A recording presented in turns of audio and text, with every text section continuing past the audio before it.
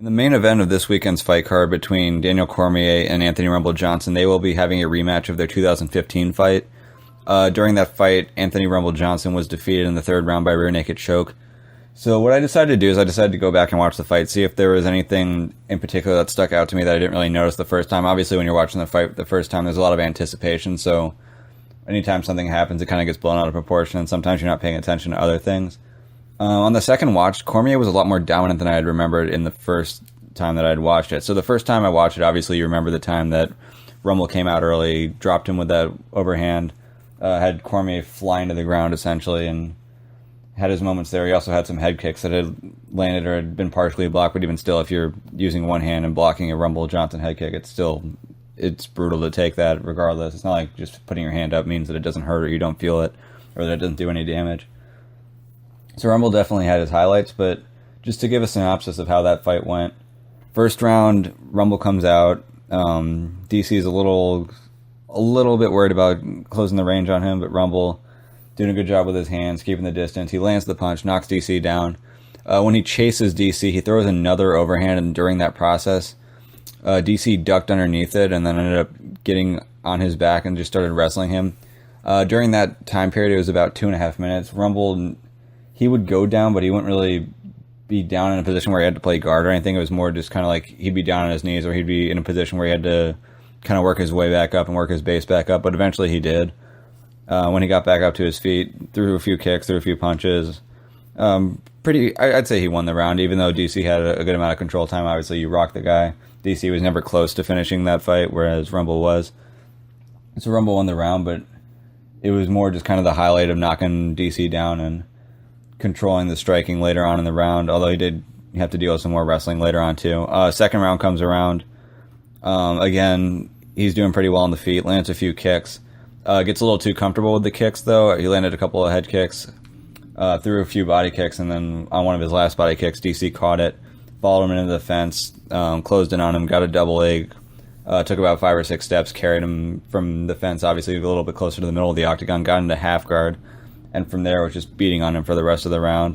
And you could watch as that was happening that Rumble was just getting exhausted, and obviously by the end of the round he had a tough time getting up. His coaches were saying, don't give up, you still have it, but you can kind of see in his face that he was in a position where he was going to have one final burst, and if that didn't get it done, then he was done.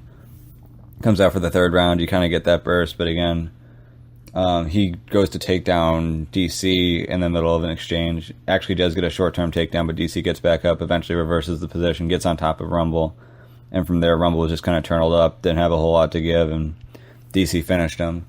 So the big question now is, obviously that was 2 years ago, what are the changes between both fighters? What's going to be different? So first off, during that first fight, Rumble had taken it on short notice. It was supposed to be John Jones, but that fight fell apart. So you'd have to wonder, is his conditioning going to be better this time around? Is that going to matter? Now, when he had better conditioning in the first round, he was doing a much better job of fighting off the takedowns and getting up. Whereas in the second round, once he got taken down and kind of closer to the middle of the octagon and he had to work from half guard, he'd occasionally get some positions where he'd get onto his side, which is what you want on half guard. You don't ever want to be flying out in half guard unless you're in a deep half position, but even then, you're not sticking around there for very long. You're kind of using that position and working towards the sweep. Rumble, anytime he'd get in a good position, he'd just kind of, like, he'd use his energy to get to the position where he'd get on his side, but he wouldn't ever, like, try to go for a single or do something to get himself back up onto his feet. So since then, he's talked a lot about how he's worked with Neil Melanson, how his grappling has gotten a lot better. As far as technically, I don't know what kind of half guard work he's done, if he plans on, if he expects to be in half guard again, because again, that was really where the fight got changed big time, when Rumble was taken down, put into half guard in the second round, and just couldn't get out. That's when a lot of his gas got sapped, and that's when DC was just building a lot of momentum. So this time around, if he's in better conditioning, maybe he's able to fight out of it. But again, to me, the biggest thing is that Rumble's biggest success in the first fight was when he threw that big overhand, but then he threw it again, and then that got him taken down. And then when he was throwing the kicks, but again, there were a couple more kicks, and then he got taken down off of that. So his biggest weapons ended up leading to DC's offense, and you have to wonder how his striking is going to change this time around. Is he going to be as aggressive as he was before? If Rumble isn't aggressive on the feet, then he's not really quite Rumble. He's not quite himself. I think what makes him so tough to deal with is when you know you're going to have trouble taking him down because he's a very good wrestler, and when you know that he's going to be coming after you, and you can trade punch for punch with him, but his punches are going to land harder, and chances are he's going to win those exchanges. So for DC, he was successful when he got him up against the fence. You have to wonder if Rumble is going to...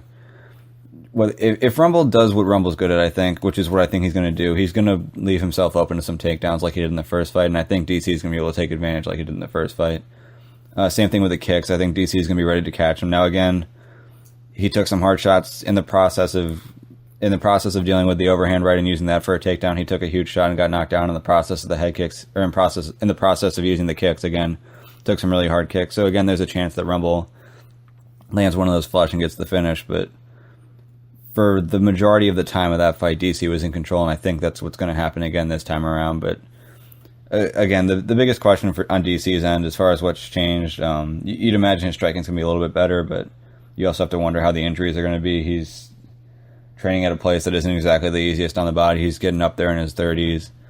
If he does have some lingering injuries, that could play a big role, but just based off what I saw in the first fight, I don't think Rumble's improved enough for him to win this fight.